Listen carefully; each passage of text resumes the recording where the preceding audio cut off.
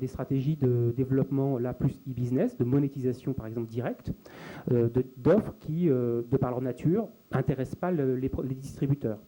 Voilà. Par exemple, peu de distributeurs dans le domaine de la musique savent en même temps vendre un album vinyle avec une place de concert, plus un téléchargement, plus un t-shirt par exemple. Voilà, pour des raisons structurelles, d'organisation, etc.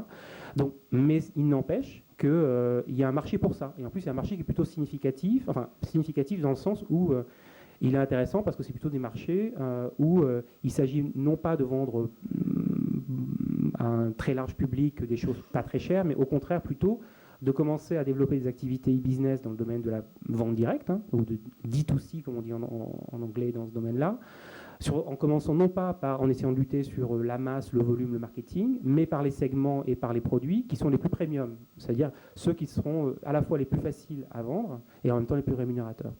Donc c'est ce qui est en train de se passer dans le domaine de la musique, où on voit une recomposition un petit peu de l'écosystème, où chacun des acteurs va un petit peu sur le terrain et forcer un petit peu d'aller sur le terrain de l'autre pour maximiser les opportunités. Merci beaucoup. Est-ce que Virginie et Florent, chez Editis, chez Flammarion, vous commencez à avoir des réflexions sur l'idée que la valeur, du moins économique, de vos industries ne soit plus liée au contenu? Ou est-ce que c'est quelque chose de difficile à entendre pour un éditeur que de savoir que son métier depuis des siècles, qui était de créer du contenu, il va changer et qui va être de celui de créer du service? Tout à fait honnêtement, c'est très difficile à entendre pour un éditeur. C'est pas, on se bagarre sur le prix unique du livre. Donc